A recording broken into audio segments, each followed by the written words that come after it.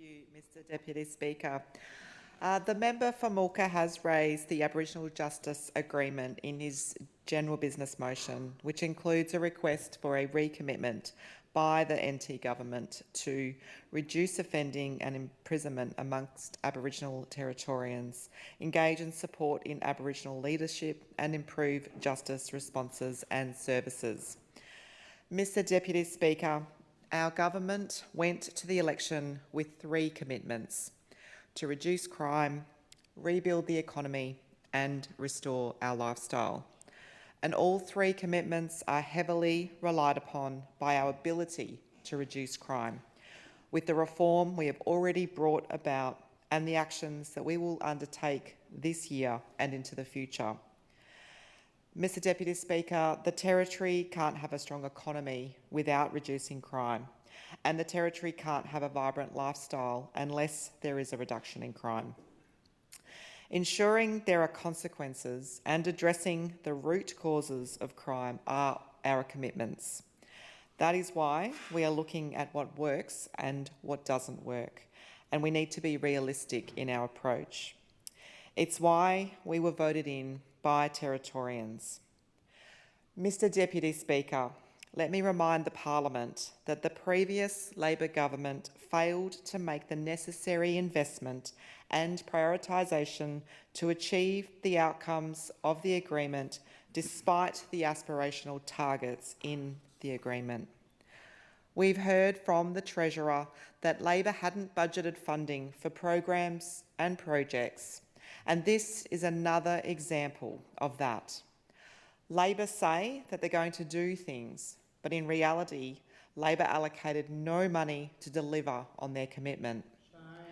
So the agreement just became another Labor example of paying lip service to an issue without doing what is necessary to ensure a plan actually works. So here we are, Mr Deputy Speaker, because Labor focused on what felt good to them, what sounded good to them, and ignored what was so clearly happening around them and to the Territory. And we are now dealing with a justice crisis while cleaning up the crime crisis that Labor left us. Currently, approximately 88% of adults in prison and 95% of youths in detention in the Territory identify as Aboriginal. These are alarming statistics that highlights the needs for urgent change. If we reduce Aboriginal offending, then fewer Aboriginal people will end up in prison. It is that simple. Mr Deputy Speaker, we will not do things just because that's how it was previously done. And we're not interested in the status quo. We are interested only in what works. And we do that by confronting the issues as they are, not as we want them to be. It's important to remember that while everyone, including the CLP government, wants to reduce incarceration rates, there must be accountability, and the rights of victims must be above the rights of offenders. If someone assaults another person, steals or damages property, or spreads drugs in our community, there must be consequences. The laws apply equally to everyone, regardless of race, religion, gender or community status. Mr Deputy Speaker, while Aboriginal Territorians are the most overrepresented group in our justice system, this does not mean that the laws are not applied equally. It means that as a group, Aboriginal Territorians have been ignored. The real issues they face have been ignored, and the root causes that have led to their overrepresentation in our justice system have not been addressed. And let's not forget that Aboriginal Territorians are also victims of crime as well. The CLP wholeheartedly believes that addressing the root causes of crime is essential to preventing assaults, preventing thefts, and preventing other law-breaking actions. Mr Deputy Speaker, Labor's failure to address the root causes of crime extends beyond justice. It starts with education. The previous Labor government abolished truancy officers, which saw school attendance rates decline dramatically across the territory. In the Barkly region, attendance dropped from 62% to 46%. In the Big Rivers region, it dropped from 71% to 58%. And in East Arnhem, it was down to 54%. Labor also failed to properly report absentee students, shifting those absent for more than 20 days onto a separate list to hide the true figures. This essentially is one list that they have given to the public for the last 4 years, and a secret list they had siphoned off and hidden away, which would make the figures demonstrate a far worse outcome. The blame sits squarely at the feet of Labor, who failed generations of children who have missed out on an education and opportunities to live a life beyond crime.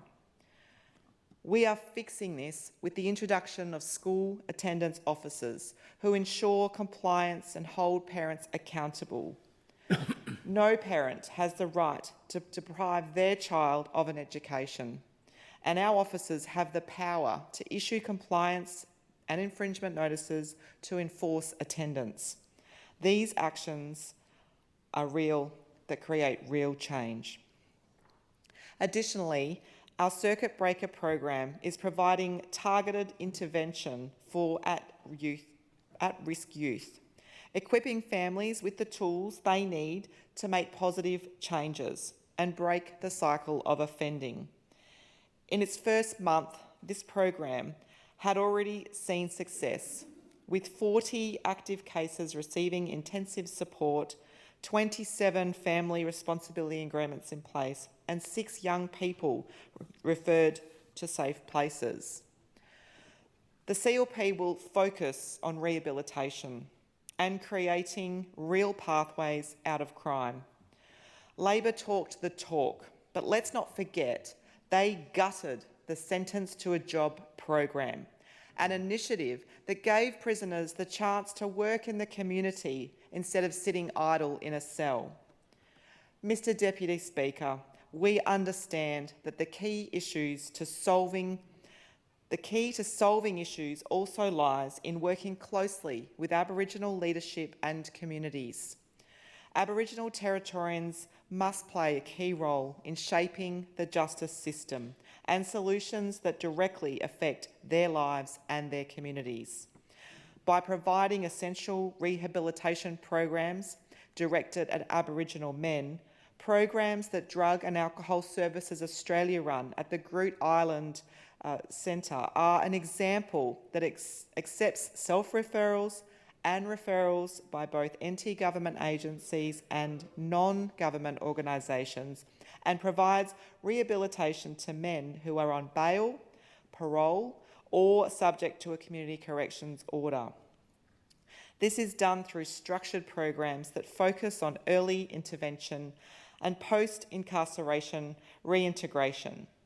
This Groote Island initiative is only new, and as the Attorney-General, I will closely monitor outcomes of these centres to ensure their success and assess them for the future generations.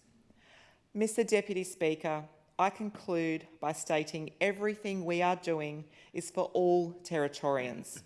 Our government is focused on ensuring safer communities, better education and real opportunities for everyone, regardless of background or where you live in the Territory.